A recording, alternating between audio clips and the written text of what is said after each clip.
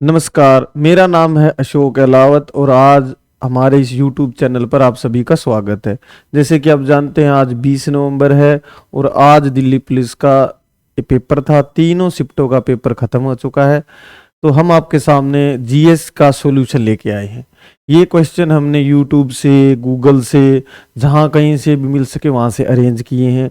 मैं ये नहीं कहता कि सारे के सारे क्वेश्चन हमने उठा लिए वहाँ से, लेकिन बहुत सारे क्वेश्चनों को हमने कवर करने की कोशिश की है। जितना ज़्यादा हो सके उतना कवर करने की कोशिश की है। कुछ क्वेश्चन ऐसे भी हो सकते हैं कि कोई कह दे ये क्वेश्चन तो नहीं आया, ये भी हो सकता है।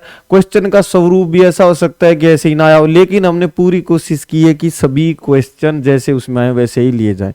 तो इन क्वेश्चनों का अगर मान लो कोई क्वेश्चन नहीं भी आया है, फिर भी आने वाली शिफ्टों में वो आपकी मदद करेगा। मैंने बहुत सारे क्वेश्चन पीछे कराए हैं जो कि दोबारा रिपीट हो रहे हैं, है ना। तो आप इसमें जब देखेंगे तो ये आपको बहुत बहुत मदद करने वाला है। तो आइए देखते हैं सॉल्यूशन। तो देखिए, ये कहता है कि ग्राम पंचायत का कार्यकाल किस अनुच्छेद से संबंधित है। तो ग्राम पंचायत से बहुत सारे सवाल आ रहे हैं, तो ये कार्यकाल पूछ लिया।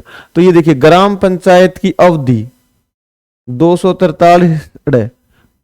243 इंग्लिश में बोले तो ई से संबंधित है। एड से ग्राम पंचायत की अवधि, आप सब जानते हैं ग्राम पंचायतों को संवैधानिक दर्जा किस संविधान संशोधन के तहत दिया गया। ये क्वेश्चन आगे आ सकता है 73वें संविधान संशोधन द्वारा और 74वें द्वारा नगर पालिका, है ना, 74वें संविधान संशोधन द्वारा। ठीक है, तो 73 द्वारा ग्राम पंचायतों को मजबूत करने का काम किया गया। तो अवधि पूछा था, ये ग्राम पंचायत की अवधि है। और डीपीएसपी पूछ ले तो डीपीएसपी यानी कि नीति निर्देशक तत्व तो कौन सा है, आर्टिकल 40। ये कहता है कि हम गांव में ग्राम स्तर तक हम लोकतंत्र को लेके जाएंगे। ये हमारा नीति निर्देशक तत्व है, आर्टिकल 40। तो ये भी आप पढ़ सकते हैं कि ग्राम सभा की परिभाषा किसमें दे रखी है, 243 के 243 ख में ग्राम पंचायतों का गठन से संबंधित प्रावधान है। ग में पंचायतों की संरचना कैसी होगी, जैसे कई जगह 3 होते हैं, है ना, पंचायत, ग्राम पंचायत, फिर पंचायत समिति, खंड, ऐसे कुछ होता है। फिर घ में आरक्षण का प्रावधान। च में सदस्यता के लिए अयोग्यता की कौन कौन योग्य इसमें योग्य नहीं है। तो ये है ग्राम पंचायत। ठीक है, ग्राम पंचायत से संबंधित। और एक क्वेश्चन आता है बड़ा कि ग्राम सभा में कौन कौन शामिल होगा।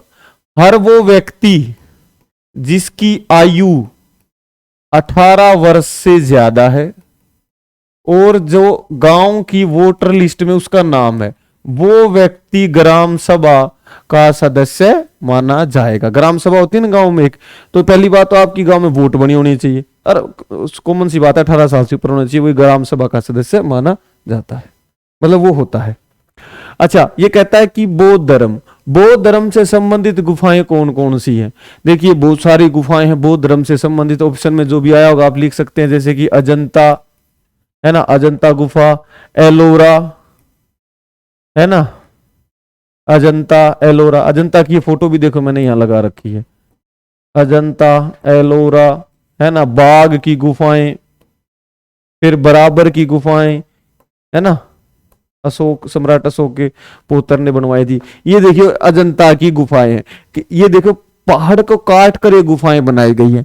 तो इन गुफाओं में क्या करते थे बौद्ध भिक्षु वर्षा ऋतु में जब 4 महीने, वैसे तो वो घूमते रहते थे, संदेश देते रहते थे, लेकिन क्या है कि वो बोले भाई हमें भी तो रेस्ट करना होता है।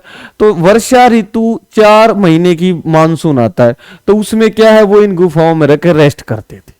क्या, क्यों भाई, वो शहर में गांव में किसी के घर क्यों नहीं रहते थे, तो आपको पता ही है सारी कलह ही कहाँ होती है, लोगों के बीच में। लोगों के बीच में रहोगे तो किसी से बोलना उठना होगा, फिर कोई धोखा देगा, कोई झूठ बोलेगा। तो साधु सन्यासी क्या होता है, उसे पता है कि भाई लोगों से बोलोगे, है ना, 100 झूठ तुमने बोलनी पड़ेंगी, 100 झूठ वो तुम्हें बोलेगा, इससे अच्छा अपने लोगों से दूर हो। इसलिए हमारे साधु सन्यासी क्या है, लोगों से दूर अपने जंगल में, गाँव में रहते हैं, पेड़ पौधों के साथ रहते हैं, जानवरों के साथ रहते हैं, क्योंकि कोई भी जानवर या पेड़ पौधा उनसे कभी कोई झूठ नहीं बोलता है। इसलिए ये गुफाएं बनाई गई थी बौद्ध भिक्षुओं के लिए। तो ये गुफाओं में बौद्ध भिक्षु संबंधित गुफाएं, और इसमें वास्तुकला, चित्रकला भी मिलती है।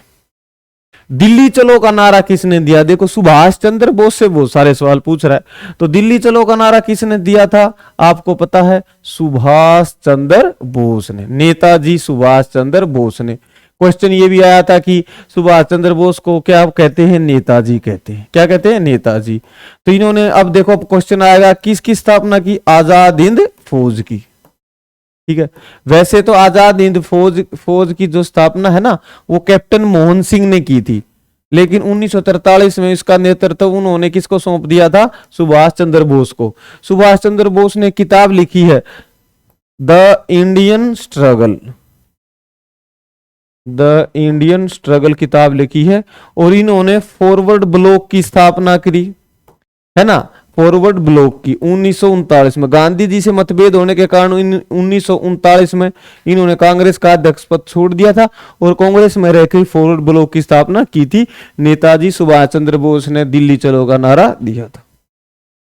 5वीं योजना का मुख्य उद्देश्य क्या था? देखिए मैं आपको बार बार बता रहा था, जब भी मैं आपको क्वेश्चन कराता था कि देखो इंपॉर्टेंट याद कर लो, और इन इंपॉर्टेंट में मैं आपको एक ही चीज बोलता था, गरीबी हटाओ का नारा किस योजना में दिया? वही क्वेश्चन पूछ लिया। 5वीं पंचवर्षीय योजना में गरीबी हटाओ नारा दिया गया था इंदिरा गांधी द्वारा। कि लोग कहते हैं इंदिरा हटाओ, इंदिरा हटाओ, मैं कहती हूं गरीबी हटाओ। चल पड़ा, निकल पड़ा। तो गरीबी हटाओ का किस में था? पंचवर्षीय योजना में। जैसे कि पहला पूछ ले, कृषि को प्राथमिकता कब दी गई? पहली योजना में। उद्योग को प्राथमिकता दूसरी पंचवर्षीय योजना में। तो ऐसे ये सारी दे रखी है। ठीक है, अभी आगे एक देखो क्वेश्चन आया कि 12वीं पंचवर्षीय योजना कब खत्म हुई? 2017 में। तो ये याद कर लेना।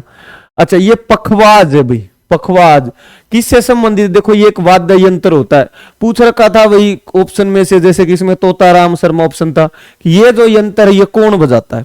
तो इस यंत्र के देखो कुछ लोग हैं, तोताराम शर्मा, गोपाल दास, राम शंकर पागलदास, पंडित अयोध्या प्रसाद। तो ये लोग इस यंत्र को बजाते हैं, ये याद कर लेना, ये सारे यह नाम दे रखे। अच्छा, कुचिपुड़ी नृत्य देखिए, 1 2 3 4, 4 और 4 8, है ना। ये शास्त्रीय नृत्य हैं और ये आपसे कभी भी कुछ भी पूछ सकता है ना। सारे देखो ये नृत्य दे रखे हैं। ये देखो भरतनाट्यम कर रही है औरत, भरतनाट्यम। भरतनाट्यम किसका नृत्य है? तमिलनाडु का। ये देखो ये कथक कर रहे हैं बिरजू महाराज। कथक उत्तर भारत का एकमात्र शास्त्रीय नृत्य है, उत्तर प्रदेश, है ना। अवध के नवाब थे ना, उन्होंने बहुत इसको करा संरक्षण दिया। राजा महाराजा थे, काम तो कुछ नहीं, उनको कौन सा ऐसी परीक्षा पास करनी थी, डांस प्रोग्राम चलता रहता था। कथकली ये देखिए इसमें भाव भंगिकाएं होती हैं, ये वाला कथक नृत्य है।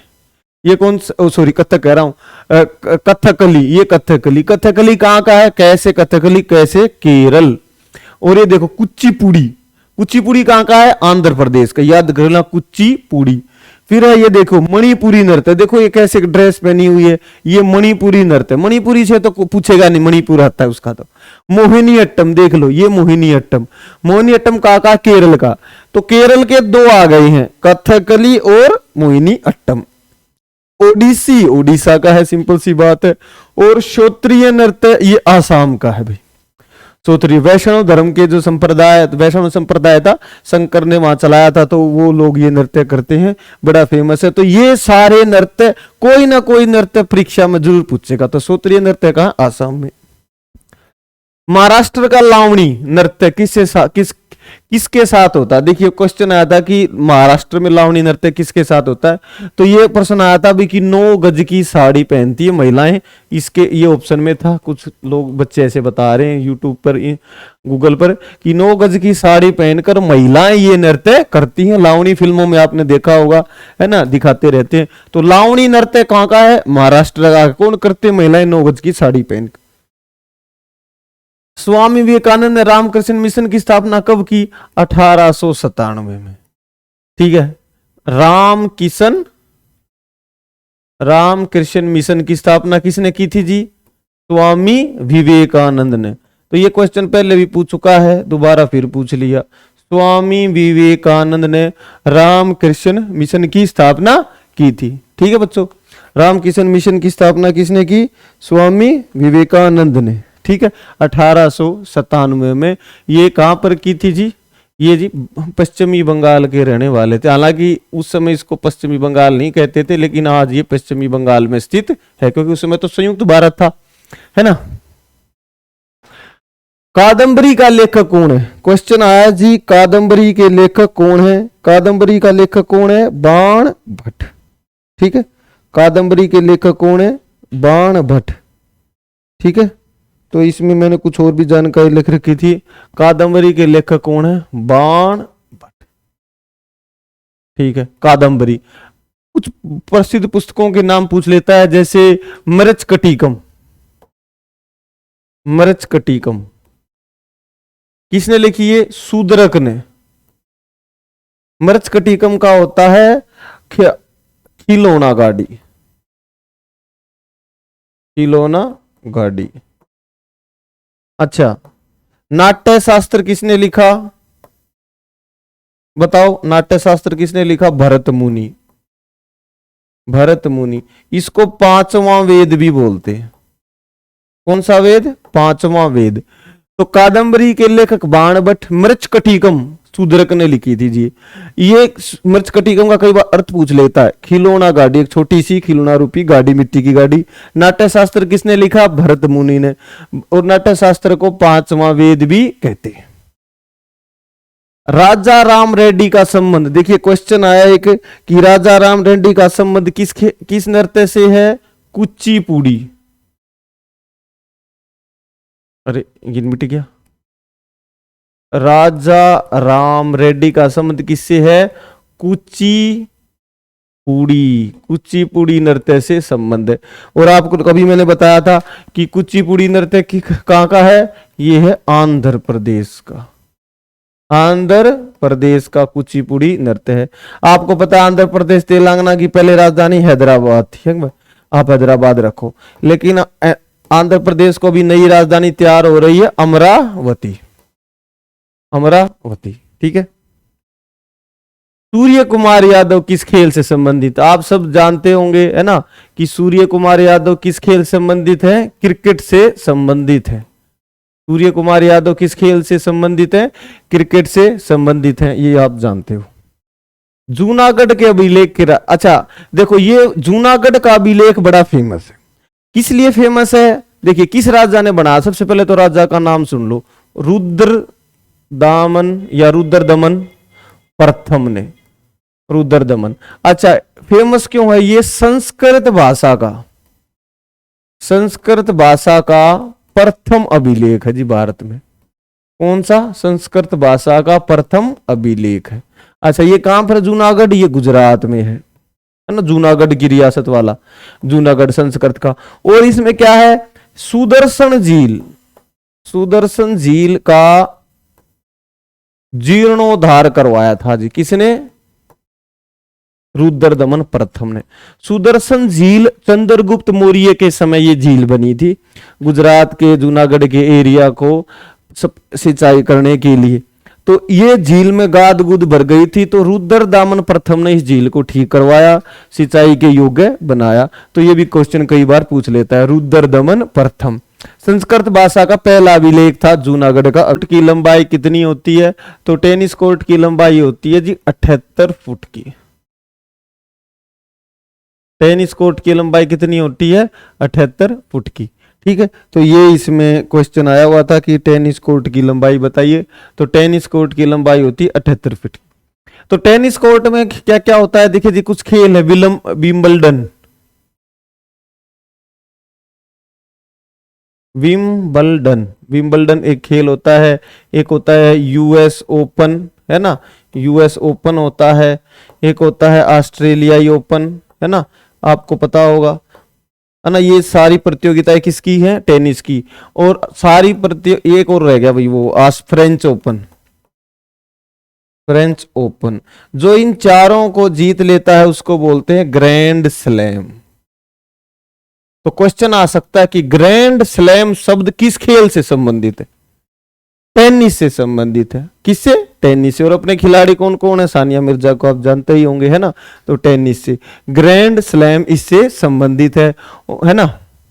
और अपने जो लिएंडर पेस हैं, लिएंडर पेस ने 1996 की, जहां तक मुझे घटना लग रही है ना, ये उसने जीता था कांस्य पदक ओलंपिक में, एक ही बार, है ना, लिएंडर पेस ने, है ना, टेनिस में कांस्य पदक कहां जीता था ये, ओलंपिक में, हिंदी में लिख देता हूं, ओलंपिक में जीता था, ठीक है, लिएंडर पेस ने कहा। ग्रैंड स्लैम शब्द किससे संबंधित है जी बताओ, ग्रैंड स्लैम शब्द संबंधित है टेनिस से, 78 फुट होती है इसकी। अगला क्वेश्चन जल्दी जल्दी करते हैं, अजंता की गुफाएं किस नदी के हैं, ये है जी वोगरा। अभी जो मैंने फोटो दिखाई थी ना, तो अजंता की गुफाएं किससे संबंधित है, वोगरा से, ये बौद्ध धर्म से रिलेट करती है, ठीक है, अजंता एलोरा की गुफाएं, ठीक है, अजंता एलोरा की गुफाएं। अगला, इनमें से कौन एक मौलिक कर्तव्य नहीं है, देखो भाई साहब ये 11 मौलिक कर्तव्य है, जो इनसे बाहर है वो मौलिक कर्तव्य है ही नहीं। जैसे पहला मौलिक कर्तव्य क्या है, प्रत्येक नागरिक का कर्तव्य है कि वो संविधान का पालन करे, आदर्श संस्थाएं, राष्ट्र ध्वज और राष्ट्रगान का आदर करे। सबसे पहले कि आपने संविधान का पालन करना, यह आपका कर्तव्य है, राष्ट्रीय ध्वज और राष्ट्रगान का आदर करना है। दूसरा कहता है कि हमारे राष्ट्रीय आंदोलन को प्रेरित करने वाले उच्च आदर्शों को, अहिंसा, सत्याग्रह, उसको हृदय में संजोए रखना और उसका पालन करना ही आपका राष्ट्रीय कर्तव्य है। फिर यह कहता है भारत की संप्रभुता और अखंडता एकता को, भारत की संप्रभुता एकता और अखंडता की रक्षा करनी है आपने। फिर है देश की रक्षा करें, भारत के सभी लोगों में प्यार और मोहब्बत और भ्रातृ भाव की बनाए रखें, अपने जो भी निर्माण भावना रखनी है। फिर है भारत की जो संस्कृति है, उसकी जो गौरवशाली परंपरा है, उसका महत्व समझें और उसका परीक्षण करते रहें। परीक्षण का मतलब है कि उसको पालन करें और उसमें अच्छी अच्छी चीजों को ऐड करें। देखो एक ये भी है, पर्यावरण की रक्षा करनी है आपने, ये भी हमारा कर्तव्य है। वैज्ञानिक दृष्टिकोण अपनाना है, हर चीज को तर्क के से पहले तोले मोले फिर उसको एक्सेप्ट करें। सार्वजनिक संपत्ति की सुरक्षित रखनी है। देख दंगे फसाद होते हैं, लोग है ना बसों को ट्रेनों को जला देते हैं, ये हमारी संपत्ति हम खुद ही जला रहे हैं, बहुत ही गलत बात है, ठीक है। फिर ये कहता है व्यक्तिगत और सामूहिक गतिविधियों के सभी क्षेत्रों में उत्कृष्ट की ओर बढ़ता रहना। ये कह रहा है कि आपने रुकना नहीं है, जिस भी आप एरिया में है ना उसके टॉप पर पहुंचना है ना। तो ये मुझे 10वां सबसे अच्छा लगता है। और 11वां है कि 6 से 14 साल के बच्चों को माँ बाप शिक्षा दिलाएंगे। तो ये 11 मौलिक करते हैं, इसके अलावा जो कुछ भी आ जाता है वो मौलिक कर्तव्य नहीं है। अनुच्छेद 37 में क्या है, आर्टिकल 37 में क्या है, ये क्वेश्चन आया एग्जाम में, देखिए अनुच्छेद 37 कहता है, अनुच्छेद 37 में लिख रखा है कि राज्य के जो नीति निर्देशक तत्व हैं उनके प्रावधानों को किसी भी न्यायालय द्वारा परिवर्तित नहीं किया जा सकता। यह कहता है कि जो डीपीएसपी है ना हमारे, उसमें अच्छी अच्छी बातें लिखी हैं, लेकिन वो लागू करवाने के लिए आप कोर्ट नहीं जा सकते। लेकिन इसमें निहित सिद्धांत शासन व्यवस्था में मौलिक प्रकृति के होंगे। लेकिन ये कहता है कि अगर गवर्नमेंट चाहे कोई भी काम करना कि भाई ये काम संविधान के अनुरूप है कि नहीं, तो वहां ये मदद करेंगे आपकी, है ना। और धीरे धीरे गवर्नमेंट इसको लागू भी कर रही है, बहुत सारे लागू कर भी चुके हैं। जैसे आर्टिकल 40 है, वो कहता है कि न्यायालय ग्रामीण जो ग्राम पंचायत को मजबूत किया जाएगा। हमने देखो 73वां संविधान संशोधन लागू कर रखा है उसमें। तो ये कहता है मौलिक, लेकिन जो मौलिक अधिकार है वो परिवर्तन के योग्य है। ये कहता है कि मान लो आपको किसी मौलिक अधिकार का हनन हो गया तो आप कोर्ट जा सकते हैं, लेकिन जो हमारे डीपीएसपी है, directive principle of state policy, उसको लागू करवाने के लिए आप न्यायालय नहीं जा सकते, है ना। हालांकि सरकार उसको लागू करेगी धीरे धीरे, उस पर मोरल प्रेशर बना रहता है। देखो विटामिन ए का स्रोत क्या है, क्वेश्चन आया विटामिन ए का स्रोत बताओ, तो हो सकता है कोई ऑप्शन का आया हो। तो देखो इनमें से कौन कौन से याद करने हैं। विटामिन ए कहां कहां से मिलता है, देखो सब्जियों और फलों के सेवन से विटामिन ए की पूर्ति होती है, फल और सब्जी खाने से। इसके लिए ये आप अंडा खा सकते हैं, दूध, गाजर, पीली या नारंगी सब्जियां, पालक, स्वीट पोटैटो, पपीता, दही, सोयाबीन और हरी पत्तेदार सब्जियों का सेवन करने से आपको विटामिन ए मिलता है। तो ये विटामिन ए, अभी सर्दी शुरू हो गई है तो आपको पता है कौन सा विटामिन धूप से मिलता है हमें, विटामिन डी, है ना। विटामिन डी की कमी धूप से पूरी हो जाएगी आपकी, ये क्वेश्चन था। ग्राम पंचायत का गठन देखो, अभी अभी मैं आपको तब से बता रहा हूं ग्राम पंचायत का गठन, तो ये कौन से आर्टिकल में है? आर्टिकल 40 में है भैया। ग्राम पंचायत का गठन किस में है? आर्टिकल 40 में, ठीक है। तो ये ग्राम पंचायत का किस आर्टिकल 40 में ये कहता है कि अनुच्छेद 40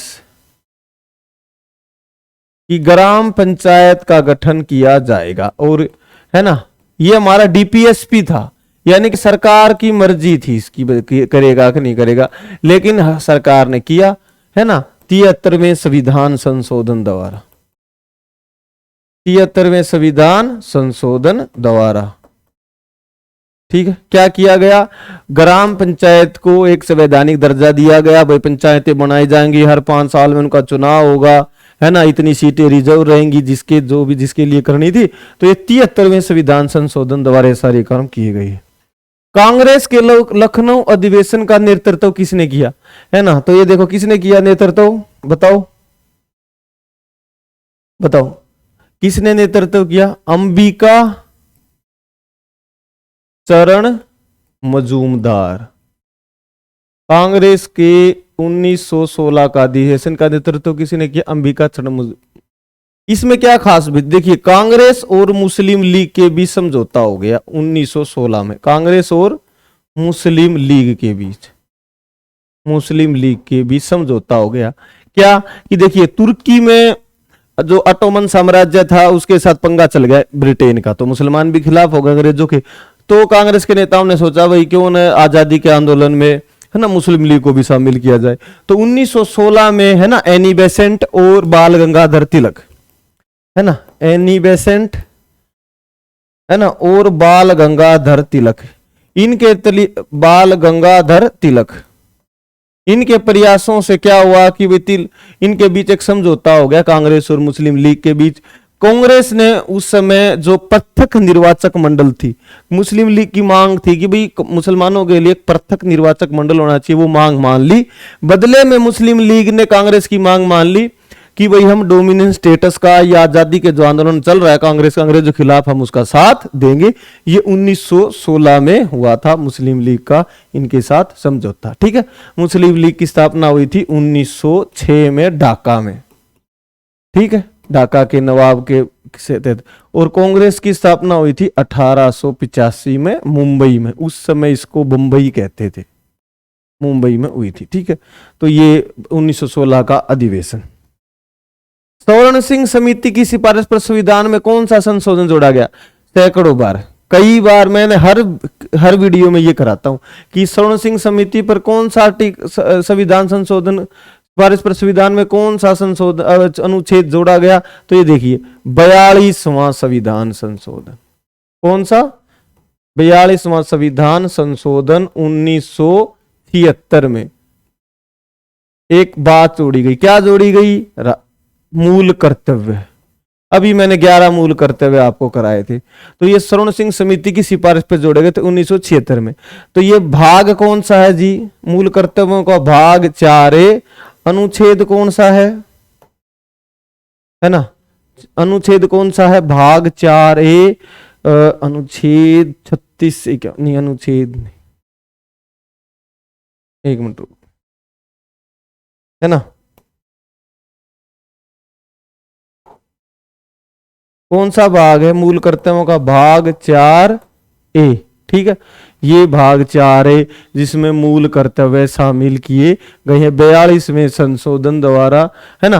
अनुच्छेद 51 है, देखो अभी याद आ गया, है ना। 36 से 51 दिमाग में चल रहा था, मैं कहूँ तो डीपीएसपी है ना।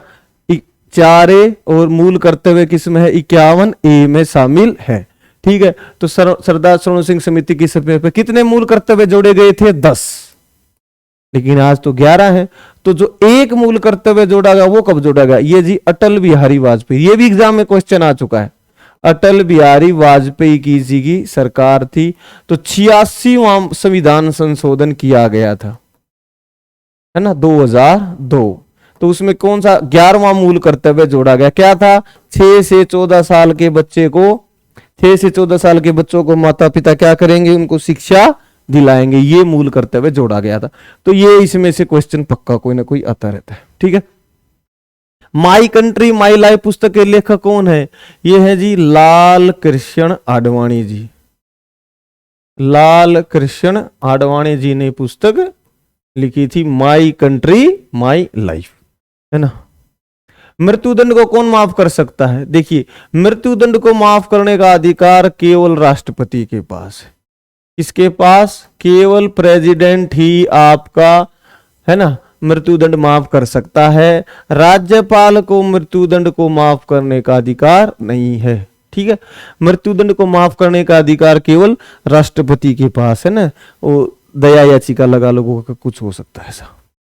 शिक्षा का अधिकार किस संशोधन द्वारा जोड़ा गया? अभी मैंने आपको बताया, है ना, 86वें संविधान संशोधन द्वारा। कौन सा संशोधन? 86वें संविधान संशोधन, 86वां संविधान संशोधन हुआ था। कब हुआ था जी? 2002 में। इसमें क्या कहा गया कि 6 से 14 साल का बच्चे को, है ना, शिक्षा मिलेगी, मुफ्त और अनिवार्य शिक्षा उसको दी जाएगी, ठीक है। और ये मूल कर्तव्य भी बनाया गया। अभी मैंने आपको बताया था, मूल कर्तव्य बनाया गया किसका? माता पिता का, कि वे अपने बच्चों को शिक्षा दिलाएंगे। किसकी सरकार थी जी? अटल बिहारी वाजपेयी जी, अटल जी की सरकार थी। अकबर मनसबदारों को कितनी जात देता था? देखिए, अकबर मनसबदारों को कितनी जात देता? देखिए, मनसबदार क्या होता है? मनसबदार होता है रैंक, है ना। तो मनसबदार का मतलब होता है रैंक। ये अकबर ने मनसबदारी प्रथा 1571 में ऑफिशियल रूप से शुरू की थी। उसने कहां से सीखी? मंगोलों से ये सीखी थी, मंगोलों से ये सीखी थी। तो मनसबदार क्या होता था? मिनिमम 10 से शुरू होता था, 10 से और 10,000 तक ये जाता था, है ना। मनसबदार से आपकी हैसियत तय होती थी कि वही तेरी कितनी मनसब है, पूछते थे। तेरी, मेरी जी 10 है, तुम्हारी, मेरी जी 500 है। तो मतलब 500 वाला उससे ज्यादा बड़ा ओहदा होता था, ठीक है। तो ज्यादा से ज्यादा आदमियों को ये 5,000 की मनसब देता था, ठीक है। 5,000 से ज्यादा की जो मनसब है वो केवल शाही लोगों को मिलती थी। जैसे कि मान सिंह को 7,000 की मिली हुई थी, जो अकबर का सेनापति था। 7,000 की मनसब उसको मिली हुई थी। और जो राजा के बेटे होते थे, राजकुमार होते थे, उन्हीं को ये मिलती थी 7-7, 8-8 हजार की मनसब, ठीक है ना। तो मिनिमम कितनी जात देता था? मिनिमम देता था 10 और मैक्सिमम ये 10,000 तक जाती थी, है ना। तो अकबर मनसबदार होगी एक रैंक, है ना। इसमें 2 शब्द होते थे, जात व सवार, है ना। जात व सवार, कि आपको कितने घोड़े रखने पड़ेंगे, कितने सैनिक रखने पड़ेंगे, ये इसमें तय होता था। जैसे रैंक बढ़ती जाती थी तो वो उनकी सवारों की जात की संख्या बढ़ती जाती थी। तो मनसबदारों का कार्य क्या था? इनका काम क्या था? इनका काम था किसी भी एरिया में एक तो राजस्व इकट्ठा करना, राजस्व इकट्ठा करना, भाई जो टैक्स था, है ना, प्लस कानून व्यवस्था बनाए रखना, कानून व्यवस्था बनाए रखना। तो ये इनका काम था मनसबदारों का, कि आपकी जिम्मेवारी है कि आप किसी भी एरिया की राजस्व इकट्ठा करें और कानून व्यवस्था को बनाए रखें। लेकिन ये उसके मालिक नहीं होते थे, और ना ही ऐसा होता था कि वो आदमी मर गया तो उसके बेटे को, तो ये वंशागुणत नहीं था। ये भी हो सकता था किसी आदमी को मनसब मिली हुई इधर कौन सी, मान लो गुड़गांव की, या रहता सोनीपत हो, तो ये भी हो सकता था उसका। तो मनसबदार, है ना, वंशागुणत पद नहीं था, और अकबर ने इसको शुरुआत की थी। और आपको एक इंटरेस्टिंग बात बताऊं, सबसे ज्यादा हिंदू मनसबदारों की संख्या किसके काल में थी? ये थी जी औरंगजेब के काल में। किसके काल में थी? औरंगजेब के काल में, है ना। वैसे तो औरंगजेब नालायक ने कई हिंदू मंदिरों को तोड़वाया, है ना, और शासन में, है ना, अजीबोगरीब काम करे, संगीत पर प्रतिबंध लगा दिया गया, है ना। 2 कट्टरपंथी मौलानाओं था, उनको खुश करने के लिए, है ना। हालांकि खुद वीणा अच्छी बजाता था, लेकिन संगीत पर प्रतिबंध लगा दिया, है ना। और लेकिन एक तरफ देखें तो जरूरत थी इसको प्रशासन में योग्य व्यक्तियों की, तो उसमें तो इसने सोचा भाई हिंदू लोगों को भी इसमें शामिल करते हैं। तो सबसे ज्यादा हिंदू जो मनसबदार थे उनकी संख्या किस काल में थी? औरंगजेब के काल में, ठीक है। तो अकबर ने इसको शुरुआत की थी। संचित निधि से धन निकालने की अनुमति की आवश्यकता किससे लेनी पड़ेगी? आपको संसद से। किससे अनुमति लेनी पड़ेगी जी? संसद से। तो भारत सरकार को अगर कोई भी संचित निधि से पैसा निकालना है ना, हमारा जो संचित निधि है उसमें जितना भी पैसा जमा है तो सरकार किससे परमिशन लेगी? संसद से परमिशन लेगी, तभी आप उसमें से पैसा निकाल सकते हो, है ना। टैक्स वैक्स सारा संसद, जो संचित निधि है हमारी, जो पैसा है उसी में से सरकार पैसा खर्च करती है, तो किसकी परमिशन लेनी पड़ेगी जी? संसद की।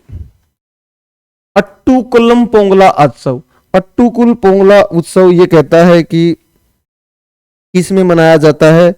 तो अट्टुकल जो पोंगला उत्सव है वो कहां मनाया जाता है जी? ये मनाया जाता है केरल में। ये जो दक्षिण भारत के जो नॉर्थ ईस्ट के राज्य है ना, ये पता नहीं इतने त्योहार इतने उत्सव कहाँ से लेके आते हैं, है ना। अच्छी बात काफी, है ना, बहुत अच्छी बात है कि वो लोग वो अपने इस कल्चर को, अपनी संस्कृति को इतना बचाए हुए हैं, लेकिन ऐसा लगता है सारे साल त्योहार उत्सव ही मना रहे हैं, है ना। अट्टुकल पोंगला उत्सव कहाँ मनाया जाता है? केरल में। केरल के और त्योहार बताओ तो एक विशु त्योहार मनाया जाता है ना, 9 वर्ष पर।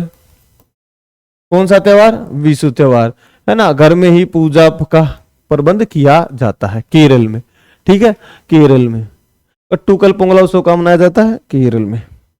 संयुक्त सभा की, देखो ये कहता है संयुक्त सभा, यानी कि जो लोकसभा है प्लस राज्यसभा, उसकी जो संयुक्त बैठक है उसकी अध्यक्षता कौन करेगा? ये भी मैं क्वेश्चन वीडियो में करा चुका हूं। स्पीकर कौन करता है? लोकसभा अध्यक्ष, लोकसभा का स्पीकर या लोकसभा का अध्यक्ष है, वही संयुक्त सभा की अध्यक्षता करेगा।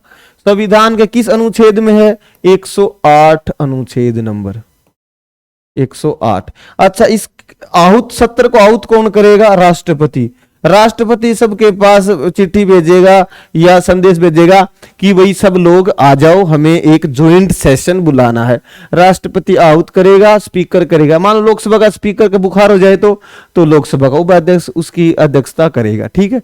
मान लो कोई भी बिल अटक जाए लोकसभा में, है ना, लोकसभा पास कर दे, राज्यसभा कहे हम नहीं करेंगे, तो क्या हो सकता है कि ज्वाइंट सेशन की दोनों को इकट्ठा बुला लो।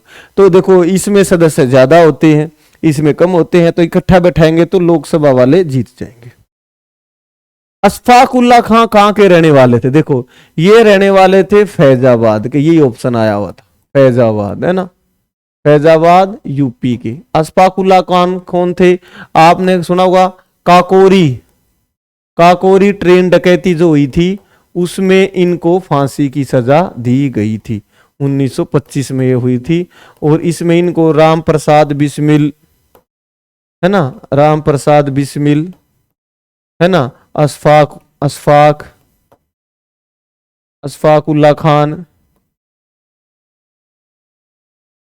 अशफाक उल्ला खान, है ना, रोशन सिंह,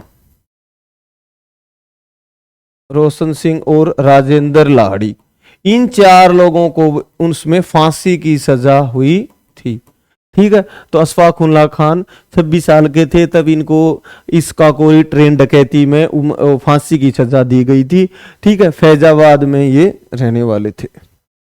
आर्टिकल 360 किससे संबंधित है? देखिए जी, ये है वित्तीय आपातकाल। कौन सा आपातकाल? वित्तीय आपातकाल।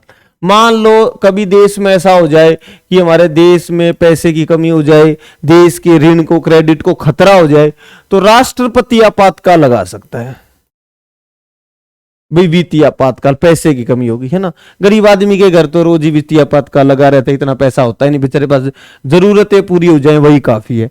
तो वित्तीय आपातकाल कौन लगा सकता है? राष्ट्रपति, प्रेसिडेंट ही लगा सकता है। आज तक भारत में कितनी बार वित्तीय आपातकाल लगा है? कभी नहीं लगा और ना ही जरूरत पड़ेगी, है ना। हम भारतीय इतनी मेहनती हैं, और चाहे मुसीबत पड़ जाए वित्तीय आपातकाल हम कभी नहीं लगने देंगे, है ना। और देश तो अभी बहुत प्रोग्रेस कर रहा है ना, $1 ट्रिलियन भी आगे जा रहा है हमारी, है ना, तीसरी बड़ी अर्थव्यवस्था भी बन गई है ना, और एक दिन पहले भी बन जाएगी। 360 आर्टिकल, ठीक है। अकबरनामा के लेखक कौन है? तो देखिए अकबरनामा के लेखक है अबुल फजल, अबुल फजल, अबुल फजल।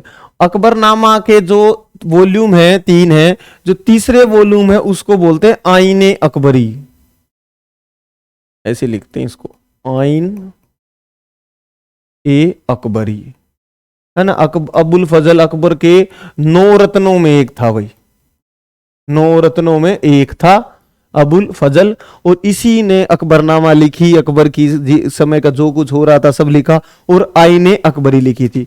अबुल फजल की हत्या करवा दी जहांगीर ने, है ना। अबुल फजल जहांगीर को पसंद नहीं करता था, है ना, तो जहांगीर भी अबुल फजल को पसंद नहीं करता था। तो अपने विश्वसनीय एक राजपूत सरदार की मदद से जहांगीर ने अबुल फजल की हत्या करवा दी थी। अबुल फजल की हत्या करवा दी। अकबर इससे बहुत नाराज हुआ, लेकिन क्या करे, है ना, कि भैया आपने गलत कराया, लेकिन अकेलौता लड़का था, अब करे क्या, कुछ नहीं कर पाया। तो अबुल फजल ने लिखी थी आईने अकबरी, 9 रत्नों में शामिल था ये अकबर के। राज्य की परिभाषा किस नीति निदेशक तत्वों में शामिल है? ये है जी आर्टिकल 36 में, है ना। ये कहता है राज्य की परिभाषा किस अनुच्छेद में शामिल है ना। तो राज्य की परिभाषा किस ये है जी अनुच्छेद 36 में, पूरा लिख देता हूं, अनुच्छेद 36 में शामिल है। किसमें? अनुच्छेद 36 में ये शामिल है। राज्य की परिभाषा किस नीति निदेशक तत्वों के अनुच्छेद में शामिल है? तो ये है जी आर्टिकल 36 में। तो राज्य क्या मतलब होता है? देखो, राज्य में कौन कौन हो सकता है? एक तो होती है सरकार, फिर है सरकार के अंग, जैसे कि सरकार के अंग, सरकार के जो है ना मंत्री एमएलए सब। इसके अलावा जैसे डाकखाना, है ना, पुलिस, है ना, बैंक। अच्छा, जो भी सरकारी चीज है वो सब राज्य की परिभाषा में शामिल की जाएगी। और जैसे राज्य जिसको मदद कर रहा है वो भी सारे इसमें माने जाएंगे, है ना।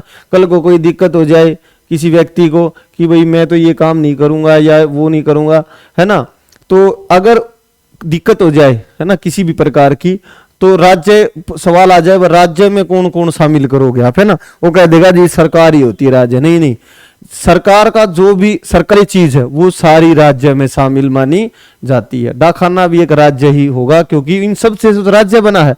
जो भी सरकारी चीजें उन सब मिलके ही एक राज्य बनता है। पॉलिटिकल साइंस की भाषा में देश को राज्य कहते हैं। विधान परिषद का सत्र कौन आउट करता है? कौन करेगा? राज्यपाल करेगा, है ना, गवर्नर। कौन करेगा? गवर्नर। विधान परिषद क्या होती है? देखिए, राज्य में एक होती है विधानसभा, लेकिन कुछ बड़े राज्य हैं उनमें क्या कर रखा है? विधानसभा तो है ही, एक दूसरा सदन भी है जिसको बोलते हैं विधान परिषद। विधान परिषद कुछ बड़े राज्यों में, सब राज्यों में ये नहीं है। विधान परिषद भी है। हरियाणा में अपने में विधान परिषद नहीं है, यूपी में है विधान परिषद, बड़ा राज्य हो गया ना। तो विधानसभा के साथ एक और सदन है जिसको विधान परिषद, जैसे लोकसभा राज्यसभा, वैसे विधानसभा विधान परिषद। तो कौन इसका सत्र आउट करेगा? राज्यपाल इसका सत्र आउट करेगा, गवर्नर। जल्दी करते हैं। कल्याण कुट्टी अम्मा किससे संबंधित है भाई? देखिए, कल्याण कुट्टी अम्मा ये संबंधित है जी, कल्याण कुट्टी अम्मा ये मोहिनी अट्टम से संबंधित। किससे संबंधित है? मोहिनी अट्टम से, है ना। ये संबंध है मोहिनी अट्टम।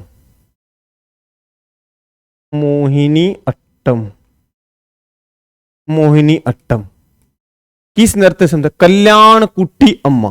क्या नाम है इनका? है ना, पहले वैसे इनका नाम है कल्याण मंडलम कुट्टी अम्मा, ऐसा कुछ नाम, कल्याण मंडलम कुट्टी अम्मा। कल्याण मंडलम कुट्टी अम्मा, ठीक है। कल्याण मंडलम बोलो, एक मिनट को भाई, गलत नाम लिख रहा हूं मैं। इनका नाम है कलामंडलम। क्या नाम है इनका? कलामंडलम कल्याणी अम्मा, है ना। कल्याण कुट्टी नाम नहीं है, कलामंडलम कल्याणी अम्मा। कलामंडलम कल्याणी अम्मा किस नृत्य से संबंधित? मोहिनी अट्टम से संबंधित है। 12वीं पंचवर्षीय योजना कब समाप्त हुई? 2017 में, है ना। मैंने इस वीडियो के शुरू में वो सारी फोटो लगा रखी है ना सारी की। तो 2012 में ये शुरू हुई थी 12वीं, और खत्म कब हुई? 2017 में। राउरकेला स्टील प्लांट किस देश की सहायता से लगाया गया? तो देखिए सारे करा देता हूं मैं। राउरकेला, राउरकेला है ना, उड़ीसा में है ये। किस देश की सहायता से लगाया गया था ये जी? राउरकेला, जर्मनी। किससे? जर्मनी। दूसरा है बोकारो, छत्तीसगढ़ में है बोकारो, ये लगाया जी रूस की सहायता या सोवियत संघ कह लो। एक है दुर्गापुर, दुर्गापुर स्टील प्लांट किसकी सहायता से लगाया गया? इंग्लैंड की सहायता से। ठीक है। एक है भिलाई, ये भी रूस की सहायता से लगाया गया था। ठीक है, तो ये स्टील प्लांट याद कर लेना। राउरकेला पूछ लिया है, आगे पक्का पूछेगा। बोकारो रूस, दुर्गापुर पश्चिमी बंगाल में है, इंग्लैंड की सहायता से। भिलाई छत्तीसगढ़ में है, रूस की सहायता से लगाया गया कारखाना, मदद की थी टेक्नोलॉजी में। भारतीय कम्युनिस्ट पार्टी का पहला सम्मेलन 1925 में कहां हुआ? ये हुआ था जी कानपुर में। कुछ बच्चे कह रहे स्थापना पूछी थी, तो वो भी लिख लेते हैं। इसकी स्थापना कहां हुई थी जी? 1920 में। कहां हुई? ताशकंद में। ताशकंद कहां है? उज्बेकिस्तान की राजधानी है ना। हमारे प्रिय प्रधानमंत्री लाल बहादुर शास्त्री की मृत्यु भी ताशकंद में हुई थी। ठीक है। एम.एन. राय, एम.एन. राय, ठीक है, इसके एक नेता थे भाई प्रसिद्ध, जो मानवेंद्र नाथ राय, इसके एक प्रसिद्ध नेता थे। 1920 में स्थापना हुई थी भारतीय कम्युनिस्ट पार्टी की, ताशकंद में उज्बेकिस्तान में, और कानपुर में इनका अधिवेशन हुआ कि देख लेंगे सबको। आकस्मिक निधि का संबंध संविधान के किस अनुच्छेद में है? ये है जी आर्टिकल 267। आकस्मिकता क्या होती है? इमरजेंसी में जो युद्ध हो, इमरजेंसी है ना। आकस्मिक निधि किस अनुच्छेद में है? 267 में। आकस्मिक क्या होती है भाई? अचानक से कुछ जरूरत पड़ जाए, अकाल वकाल पड़ जाए देश में, है ना, तो ये किसके अंडर रहती है? ये राष्ट्रपति के अंडर रहती है। राष्ट्रपति जब चाहता है तभी इसका यूज हो सकता है। किसका? राष्ट्रपति। राष्ट्रपति से परमिशन लेनी पड़ेगी जी, अकाल वकुल पड़ गया। तो आकस्मिक निधि किस अनुच्छेद में है? 267 में। राष्ट्रपति चुनाव से संबंधित विवाद का निपटारा कौन करता है? चुनाव आयोग करेगा? नहीं, सुप्रीम कोर्ट। सुप्रीम कोर्ट का, सुप्रीम कोर्ट का कार्य है जी। किसका काम है? Supreme court. ठीक है, हमारा सुप्रीम कोर्ट देखेगा कि राष्ट्रपति या उपराष्ट्रपति, उपराष्ट्रपति के चुनाव से संबंधित कोई बात हो जाए, कोई कह दे जी, है ना, ये वोट गलत पड़ी है, या ये इसने गलत वोट डाल दी, कोई भी विवाद हो जाए, उस विवाद का निपटारा कौन करता है? Supreme court. रामनवमी कब मनाई जाती है? क्वेश्चन पहले भी आ चुका है जी। रामनवमी कब मनाई जाती है? तो रामनवमी कब मनाई जाएगी जी? आप सब लोगों को पता है ना, कि चैत्र पक्ष के, सॉरी चैत्र मास, है ना, पहला महीना ही होता है ये। चैत्र मास के शुक्ल पक्ष,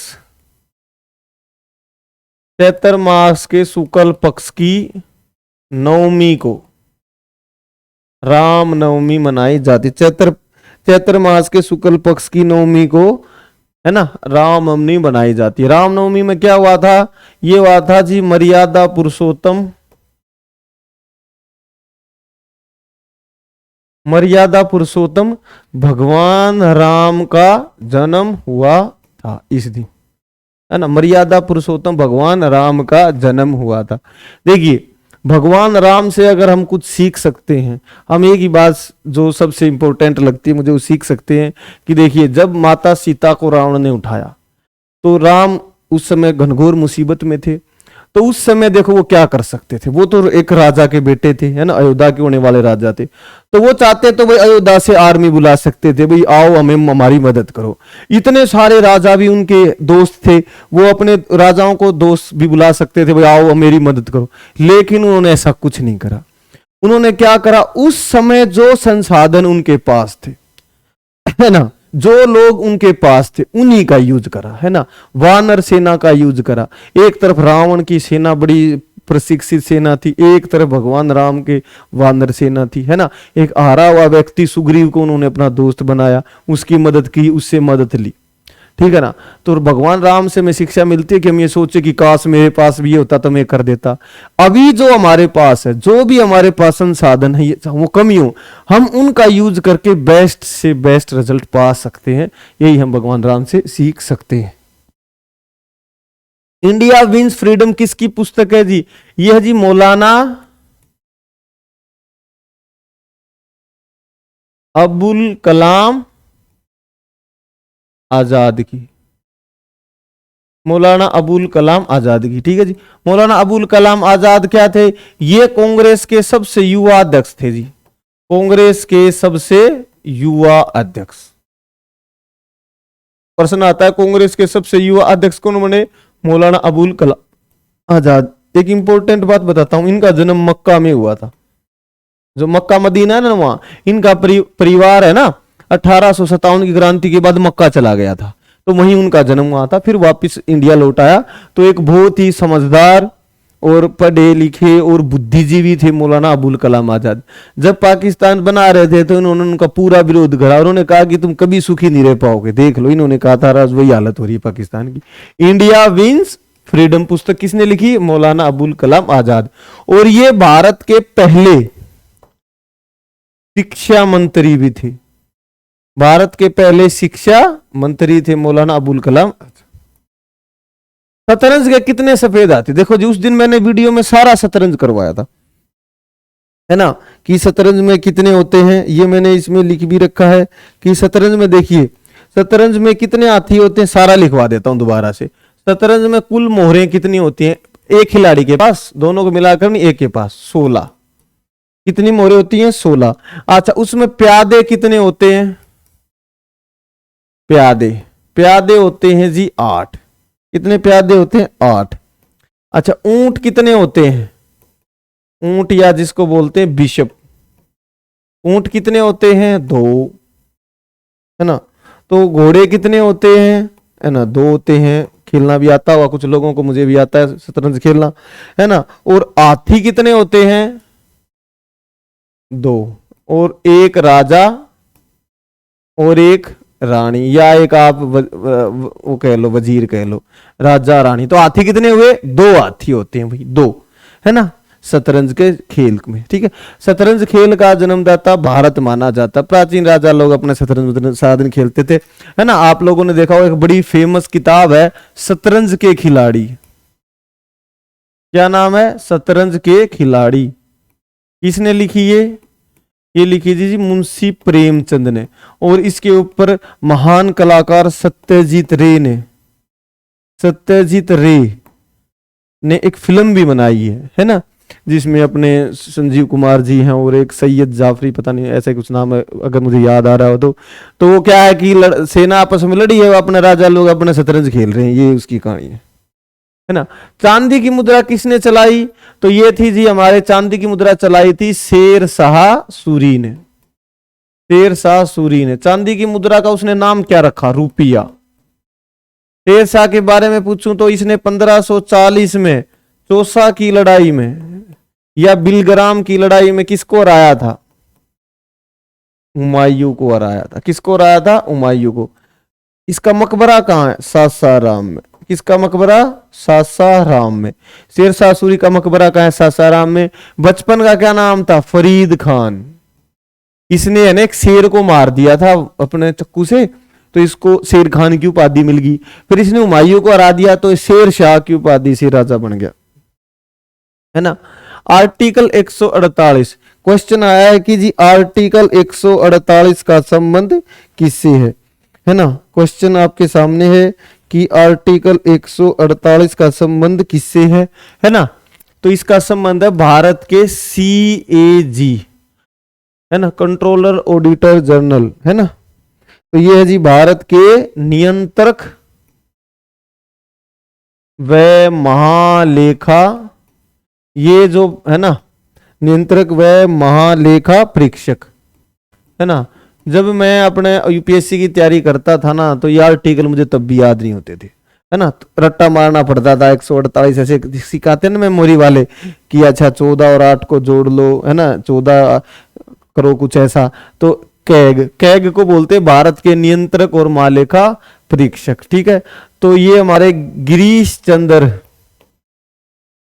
मुर्मू, ये अभी हमारे कौन है, कैग है, गिरीश चंद्र मुर्मू, है ना। गिरीश चंद्र मुर्मू अभी 2023 चल रहा है, तो 2023 में हमारे कौन है, कैग नियंत्रक और महालेखा परीक्षक गिरीश चंद्र मुर्मू जी हैं। कैग, अच्छा इसमें क्वेश्चन आ जाए, कैग अपनी रिपोर्ट किसको सौंपता है, राष्ट्रपति को सौंपता है, राष्ट्रपति फिर लोकसभा में उसको रखवाता है, राष्ट्रपति को सौंपता है। संविधान का भाग 2 किससे संबंधित है, नागरिकता से, नागरिकता के प्रावधान है। ठीक है, अच्छा भाग 1 में क्या है, प्रश्न आ जाए, भाग 1 में है राज्य राज्य व संघ, एक मिनट रुको, पहले संघ आएगा, संघ व राज्य, है ना, संघ व राज्य, और इसमें केंद्र शासित प्रदेश भी शामिल है ना, है ना, केंद्र शासित प्रदेश, है ना, राज्य व संघ मतलब भारत, भारत व भारत के राज्य और केंद्र शासित प्रदेश आर्टिकल 1 में शामिल हैं, या ये कह सकते हैं कि इसमें विभिन्न सारे राज्यों के नाम और जो संघ शासित प्रदेश है ना, केंद्र शासित प्रदेश, उन सब के नाम है भाग 1 में। अच्छा भाग 2 में क्या है जी, इसमें नागरिकता है। ठीक है, फिर भाग 3 में क्या है, भाग 3 में है मूल अधिकार, हमारे जो 6 मूल अधिकार हैं किस भाग में है, भाग 3 में। अच्छा भाग 4 में क्या है, भाग 4 में है नीति निर्देशक तत्व, नीति निर्देशक तत्व भाग 4 में है। अच्छा भाग 4A में क्या है, इसमें है मूल कर्तव्य, है ना, तो ये इंपॉर्टेंट है, इनमें से कोई एक न एक पूछता है, मूल कर्तव्य। बांग्ला महोत्सव कहाँ मनाया जाता है, ये मनाया जाता है जी मेघालय में, कहाँ मनाया जाता है, मेघालय में। बांग्ला महोत्सव कहाँ मनाया जाता है, मेघालय में। इसको है ना 100 ड्रम महोत्सव भी बोलते हैं, 100 ड्रम महोत्सव, है ना, तो वहां के जो आदिवासी, गारो आदिवासी जो है ना, उनके द्वारा यह मनाया जाता है बांग्ला महोत्सव। पहले भी वीडियो में ये करा चुका हूं, बांग्ला महोत्सव मेघालय में मनाया जाता है। मूल अधिकार का हनन संविधान के किस अनुच्छेद के अंतर्गत है, ये है जी आर्टिकल 13। आर्टिकल 13, आर्टिकल 13 कहता है अगर किसी भी व्यक्ति के मूल अधिकार का उल्लंघन हो रहा है, अगर मूल अधिकार का उल्लंघन हो रहा है तो वह सीधा कहां जा सकता है, सुप्रीम कोर्ट में जा सकता है। आर्टिकल 13, अगर आपके मूल अधिकार का उल्लंघन हो रहा है तो आप कहां जा सकते हो, सुप्रीम कोर्ट में जा सकते हो, सुप्रीम कोर्ट में। सुप्रीम कोर्ट क्या करेगी, आर्टिकल 32 के तहत रिट जारी करती है। ठीक है, आप आर्टिकल 13 कहता है अगर आपके मूल अधिकार का हनन होगा तो कहां पहुंच जाओ, सुप्रीम कोर्ट पहुंच जाओ। सुप्रीम कोर्ट किस अधिकार से रिट जारी करेगी, आर्टिकल 32, और अगर हाई कोर्ट रिट जारी करे तो वो 226 के तहत रिट जारी करेगी। तो अलग अलग आर्टिकल है, 226 के तहत हाई कोर्ट और 32 के तहत सुप्रीम कोर्ट। उल्टी दिशा में बहने वाली, उल्टी दिशा का मतलब है पश्चिम दिशा में, है ना, तो सारी नदियां पूर्व की ओर बहती हैं, तो पश्चिम की ओर कौन कौन सी नदियां बहती हैं, नर्मदा व ताप्ती नदियां, है ना। नर्मदा नदी पर कौन सा बांध है, सरदार सरोवर बांध, कौन सा बांध है, सरदार सरोवर बांध नर्मदा नदी पर है। और ताप्ती नदी पर है उकई परियोजना, उकई परियोजना कहां है, ताप्ती नदी पर। ताप्ती नदी भ्रंश घाटी में बहती है भाई, है ना, नर्मदा भी, है ना, नर्मदा और ताप्ती भ्रंश घाटी में बहती है। न्यूनतम साक्षरता दर वाला केंद्र शासित प्रदेश कौन सा है, ये है जी दादरा नगर हवेली, दादर नगर हवेली न्यूनतम साक्षरता दर वाला राज्य है। इसकी है जी 76.2 साक्षरता दर। सबसे पढ़ा लिखा से केंद्र शासित प्रदेश कौन है ना, क्वेश्चन आ जाए, सर्वाधिक सर्वाधिक साक्षर यूटी, यूनियन टेरिटरी, तो ये है अपना लक्षद्वीप। कौन सा है, लक्षद्वीप। ठीक है, सबसे ज्यादा साक्षरता दर किसमें है, इसमें अपने लक्षद्वीप में। यमुना नदी का उद्गम कहां से होता है, देखो यमुना नदी निकलती है यमुनोत्री से, कहां से लिखे, यमुनोत्री। है ना, बंदर पूंछ ग्लेशियर से, बंदर पूंछ ग्लेशियर, बंदर पूंछ ग्लेशियर से निकलती है यमुना नदी। ठीक है, यमुना किसकी सहायक नदी है? यह गंगा की सहायक नदी है। अच्छा, यमुना की सहायक नदी कौन कौन सी है? यमुना की, यमुना की है जी इंडन नदी, है ना, टोंस, ये सब यमुना की सहायक नदी है। अच्छा, यमुना का अन्य नाम कालिंदी। ठीक है, कालिंदी। अब यमुना के किनारे शहर जैसे आगरा, मथुरा, है ना, ये देखो जी आपका यमुना भी होगा, है ना। यमुनोत्री, बंदरपूंछ ग्लेशियर है, गंगा की सहायक नदी है। अगर यमुना की सहायक पूछा जाए तो हिंडन नदी, टोंस नदी, और यमुना का एक अन्य नाम कालिंदी। तो यमुना के किनारे शहर आगरा, मथुरा। कलामंडलम कल्याणी अम्मा किससे संबंधित है? ये अभी पीछे आया था जो मोहिनी अट्टम, मोहिनी अट्टम, मोहिनी अट्टम से संबंधित है कलामंडलम कल्याणी अम्मा। महात्मा गांधी के खेड़ा आंदोलन, देखिए महात्मा गांधी ने जो आंदोलन शुरू किए थे ये सारे मैंने यहां लिख रखे हैं कि जैसे चंपारण कब किया? 1917 में, है ना। महात्मा गांधी है ना 9 जनवरी 1915 को भारत आए थे। कब आए थे? 9 जनवरी 1915 को। तो इसी 9 जनवरी को हम प्रवासी दिवस मनाते हैं, 9 जनवरी को, क्योंकि महात्मा गांधी 23 साल बाद दक्षिण अफ्रीका से भारत लौटे थे। तो 2 साल तक उन्होंने कोई आंदोलन नहीं करा। 1917 में करा चंपारण, और खेड़ा करा 1918। तो देखो पूछ रखा है महात्मा गांधी ने खेड़ा आंदोलन कब करा? 1918 में। ठीक है, और 1918 में इन्होंने अहमदाबाद की मील हड़ताल थी उसको भी कराया था। 1919 में रोलेट एक्ट करा, फिर 1920 रोलेट एक्ट का विरोध करा। ऐसे आंदोलन 1920 में, फिर 1930 में सविनय अवज्ञा आंदोलन या नमक सत्याग्रह, है ना। फिर 1934 में उन्हें अस्पृश्यता के खिलाफ लड़े, और 1942 में बोले भाई देखो सही सीक्वेंस चल रहा है, क्विट इंडिया मूवमेंट। कुछ लोग कहते हैं कि आते ही शुरू कर देना था क्विट इंडिया मूवमेंट। अरे देखो पहले माहौल तैयार किया जाता है, लोगों को साथ जोड़ा जाता है, धीरे धीरे, है ना, उंगली पकड़ी जाती है, फिर पहुंचा, फिर गर्दन। तो अगर सबसे आते कहते अंग्रेजों भारत छोड़ो, कौन मानने वाला था भाई? महात्मा गांधी की बात। पहले जनता में विश्वास जगाओ, भरोसा जगाओ कि भाई हमारी बात सुनो, धीरे धीरे काम किया जाता है। तो देखो सारे आंदोलन सीक्वेंस से चलते हुए, एक चंपारण, शुरू में चंपारण से शुरू किया था, एरिया बढ़ता गया, धीरे धीरे बढ़ता बढ़ता, और एक दिन अंग्रेजों का वो छोड़ जाओ और तुम्हारे पास कोई रास्ता नहीं है, और वो छोड़ भी चले गई। महाधिवक्ता की नियुक्ति किस अनुच्छेद में तय होती है? तो ये क्वेश्चन आया जी, महाधिवक्ता की जो नियुक्ति है किस आर्टिकल से होती है? तो ये अनुच्छेद 165 के तहत, अनुच्छेद 165 के तहत महाधिवक्ता की नियुक्ति की जाती है।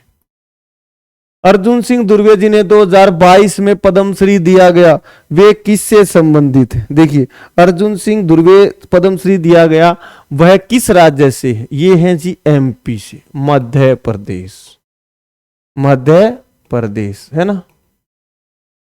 कला से संबंधित है ये, इनको पद्मश्री दिया गया था। अर्जुन सिंह दुर्वे कहां से? मध्य प्रदेश से। तानसेन को मियां की उपाधि किसने दी? देखिए ये दी थी अकबर ने, मियां तानसेन।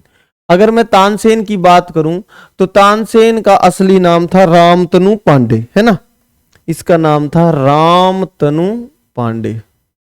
तानसेन का असली रियल नेम रामतनु पांडे। तो ये बड़ा अच्छा संगीतकार था। तो सबसे पहले रामतनु पांडे किसके दरबार में था? ये थे ग्वालियर के राजा, ग्वालियर के राजा विक्रमजीत के दरबार में, है ना, विक्रमजीत के दरबार में रहता था। कौन रहता था? रामतनु पांडे। तो विक्रमजीत बोला भाई तू इतना अच्छा गायक है, तेरा कोई बढ़िया सा नाम रखते हैं, बढ़िया। तो उस विक्रमजीत ने इसका नाम रखा तानसेन। ठीक है, अकबर ने इसका नाम नहीं रखा तानसेन। रामतनु पांडे का दरबार, ये रामतनु पांडे का नाम तानसेन रख रहा ग्वालियर के राजा विक्रमजीत में। बाद में ये अकबर के 9 रत्नों में शामिल हो गया था। ठीक है, कौन? रामतनु पांडे। तो ये ध्रुपद, गायन की एक शैली है ध्रुपद, तो ध्रुपद बड़ा अच्छा ये गाता था, है ना। तो अकबर ने इसको क्या क्या उपाधि दी? एक तो अकबर ने इसको मियां तानसेन, एक अकबर ने इसको उपाधि दी कंठाभरण, कंठाभरण वाणी विलास, ये भी अकबर ने इसको उपाधि दी थी। ठीक है, तानसेन को।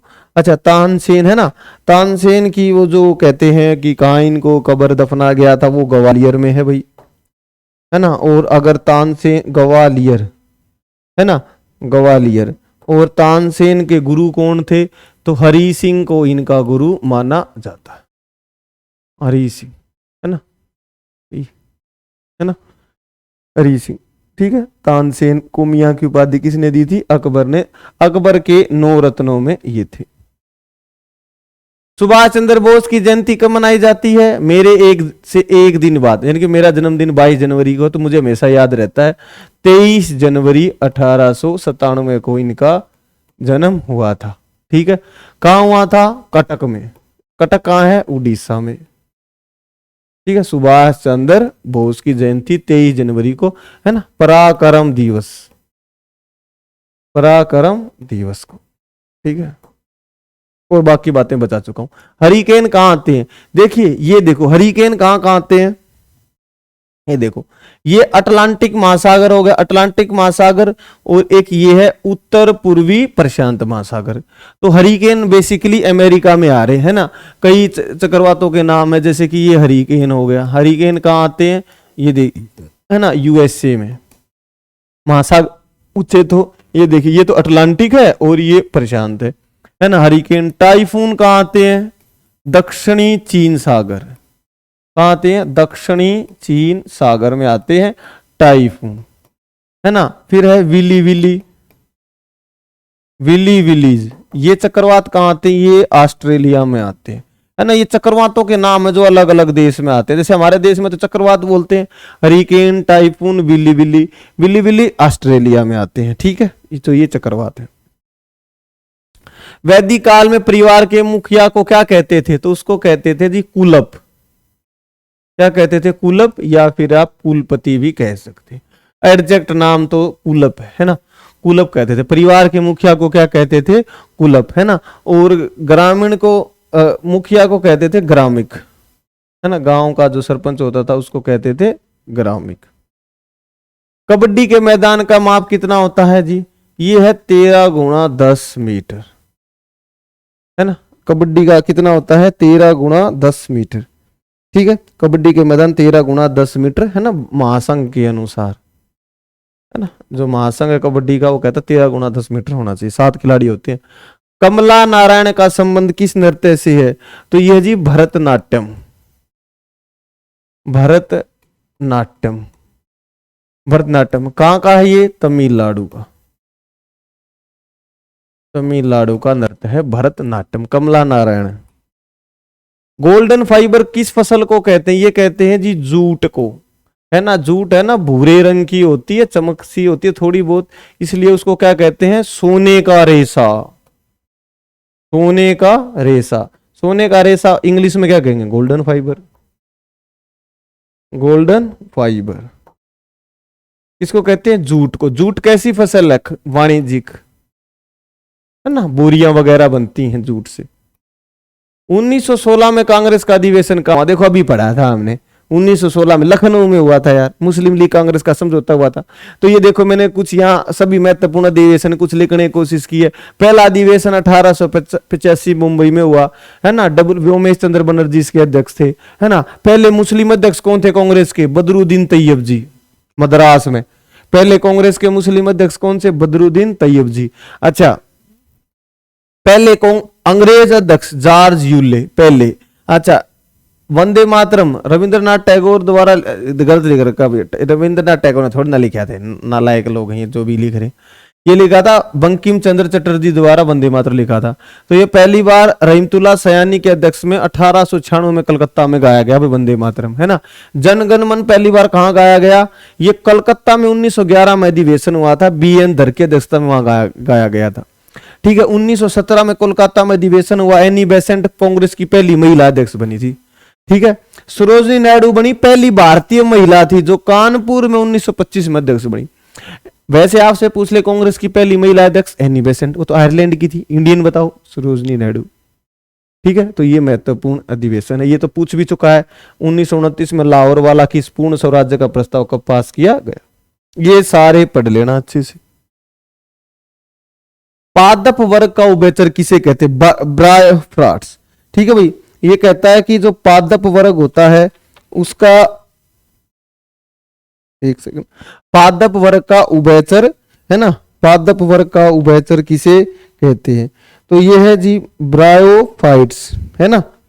पादप वर्ग का उभयचर किसे कहते हैं, है ना, ये क्वेश्चन एग्जाम में आया था, ब्रायोफाइट्स, है ना, यही था, मैं कंफर्म करा था लेकिन सही था, ब्रायोफाइट्स, है ना। इसका मतलब क्या होता है, ये होता है कि ये है ना रहते तो मिट्टी पर है या जमीन पर, है ना, ये मिट्टी या जमीन पर रहते हैं, है ना, जमीन पर रहते हैं, है ना। लेकिन जब इनको प्रजनन की आवश्यकता होती है तो ये कहाँ चले जाते हैं, पानी में, तो इन्हें पानी में चले जाते, इसलिए इनको उभयचर। उभयचर होता है जो जल व थल या स्थल दोनों पे रहे, तो उसको उभयचर कहते हैं। संपूर्ण ग्रामीण रोजगार योजना कब लागू की गई जी, ये की गई 2001 में, संपूर्ण रोजगार योजना, है ना। यह संपूर्ण ग्रामीण रोजगार कब योजना लागू की, 2001 में। हालांकि बाद में इसका NREGS, इसमें NREGS में इसका विलय कर दिया गया। इस योजना के अंदर क्या था, 75% पैसा केंद्र को देना था और 25 का अनुपात में पैसा राज्य सरकार को देना होता था। संपूर्ण ग्रामीण रोजगार योजना के तहत 2001 में लागू की गई थी। कहने का मतलब यह है कि जो अटल बिहारी वाजपेयी जी की जो सरकार थी उससे भी बहुत सारे संबंधित सवाल पूछ रहे हैं, जैसे कि 86वां संशोधन। इस अच्छा क्वेश्चन आया था कि कौन सा उभयचर जंतु है, तो एक मेंढक ऑप्शन में दे रखा था, है ना। तो मेंढक क्या है, मेंढक जमीन पर भी रहता है और जब उसको जरूरत होती है तो पानी में भी कूद जाता है। तो मेंढक किसे त्वचा, मेंढक है ना श्वास, श्वास कहां से लेता है, अपनी त्वचा से, मेंढक अपनी त्वचा से श्वास लेता है।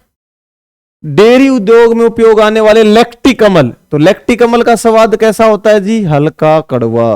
कैसा स्वाद होता है, हल्का कड़वा उसका स्वाद होता है ना। भारतीय कम्युनिस्ट पार्टी की स्थापना कब हुई, ये हुई जी 1920 में ताशकंद। कुछ लोग कह रहे हैं कि सवाल यह आया था कि पहला सम्मेलन कहां हुआ, कोई बात नहीं, अब की बार सम्मेलन अगली बार स्थापना जरूर पूछेगा, ताशकंद में हुई थी। तो पहला सम्मेलन कहां हुआ था, 1955 में, सॉरी 25 में, कानपुर में। तो इसके नेता का नाम बताओ, MN रॉय, है ना, MN रॉय, मानवेंद्र नाथ राय। आकस्मिक निधि किस अनुच्छेद में शामिल है, तो क्वेश्चन आया है कि आकस्मिक निधि किस में है, 267 में, है ना। ये राष्ट्रपति के कंट्रोल में रहती है, वही कोई भी अकाल वकाल दिक्कत आ जाए, बीमारी फैल जाए तो राष्ट्रपति की मर्जी से इसमें से धन निकाल सकते हैं। राउरकेला स्टील प्लांट अभी मैंने बताया जर्मनी की सहायता से लगाया था, है ना, जर्मनी की सहायता से। उड़ीसा में है राउरकेला, है ना, स्टील प्लांट, बाकी मैं करवा चुका हूं। गुलिवर ट्रेवल्स पुस्तक किसने लिखी, देखिए बड़ी अच्छी पुस्तक का नाम आया है गुलिवर, है ना, आप लोगों ने देखा होगा, है ना, गुलिवर नाम भी सुना होगा। गुलिवर ट्रेवल्स पुस्तक के लेखक कौन थे, Jonathan Swift, Jonathan Swift, Jonathan Swift इसके लेखक थे। तो ना ये 4 यात्राएं हैं उसकी, काल्पनिक 4 यात्राएं, जिसमें है ना वो एक यात्रा में तो चला जाता है भाई अपने से छोटे लोगों के बीच, है ना। ज्यादातर आप लोगों ने यही फिल्म देखी होगी, फिल्मों में भी आता है ना, एक की वो जहां जाता है ना बड़े छोटे छोटे लोग वहां मिलते हैं उसको। अच्छा, एक यात्रा करता हो दोबारा, उसमें वो बहुत बड़े लोगों के पास चला जाता, वहां पर उससे बड़े बड़े लोग थे, है ना। एक आधी फिल्म में देखा होगा कि पूरे बड़े बड़े, वो छोटा सा लोग बड़े बड़े। एक यात्रा में वो आदर्शवादी लोगों के बीच, है ना, आदर्शवादी या सौपनदर्शी कह सकते हैं आप, उन लोगों के बीच चला जाता है, ठीक है। तो आदर्शवादी और सौपनदर्शियों के बीच चला जाता है। एक यात्रा पे और जाता है वो, है ना, चौथी एक भी यात्रा पे जाता है, घोड़ों की यात्रा, घोड़े, हाँ ऐसा कुछ था भाई, है ना, घोड़े ही घोड़े थे वहां पर, है ना, घोड़े थे। तो ऐसे वो 4 यात्राएं करता है। गुलिवर ट्रेवल्स बड़ी अच्छी किताब है, पढ़ सकते हैं आप, जोनाथन स्विफ्ट ने लिखी थी। रेमन मैग्सेसे पुरस्कार प्राप्त करने वाली पहली भारतीय संगीत है, डॉक्टर MS सुब्बलक्ष्मी, कैसे लिख रहा हूं मैं, एम एस सुबु लक्ष्मी, सुबु लक्ष्मी है ना। ये पहली भारतीय थी जिन्हें रमन मैगसेसे पुरस्कार मिला गया, रमन मैगसेसे पुरस्कार इनको दिया गया था। ठीक है, रमन मैगसेसे पुरस्कार पाने वाली पहली महिला कौन थी? रमन मैगसेसे पुरस्कार पाने वाली एम एस सुब्बलक्ष्मी है ना। तो इसको है ना एशिया का नोबेल भी बोलते हैं। किसको बोलते हैं? रमन मैगसेसे। ये थे कौन? नोबेल है ना। ये फिलीपींस के एक जी राष्ट्रपति थे। किसके राष्ट्रपति थे? फिलीपींस। इन्होंने बहुत काम किया शांति के लिए, फिलीपींस के राष्ट्रपति थे। एक प्लेन दुर्घटना में इनकी मृत्यु हो गई थी, उनकी याद में ये पुरस्कार शुरू किया गया था, एम एस सुब्बलक्ष्मी। अच्छा, पहले भारतीय जिन्हें ये पुरस्कार मिला था विनोबा भावे थे, है ना, जिन्हें ये पुरस्कार दिया गया था। ठीक है, विनोबा भावे थे जिन्हें पहली बार ये पुरस्कार दिया गया था, है ना। तो ये इसके अंतर्गत शामिल है। ठीक है, अगला क्वेश्चन, ब्रह्म समाज के स्थापक कौन थे? राजा राम मोहन राय। राजा राम मोहन राय ने 1928 में ब्रह्म समाज की स्थापना की थी। इससे पहले उन्होंने एक समाज आत्मीय सभा की भी स्थापना राजा राम मोहन राय ने की थी 1914 में। फिर इन्होंने एक ब्रह्म सभा की स्थापना की, ब्रह्म सभा। ब्रह्म सभा ही आगे चल के क्या बन गया? ब्रह्म समाज, ब्रह्म समाज। तो राजा राम मोहन राय ने ही सती प्रथा के खिलाफ अभियान चलाया, लड़ाई लड़ी और फिर सती प्रथा को बैन किया गया, राजा राम मोहन राय।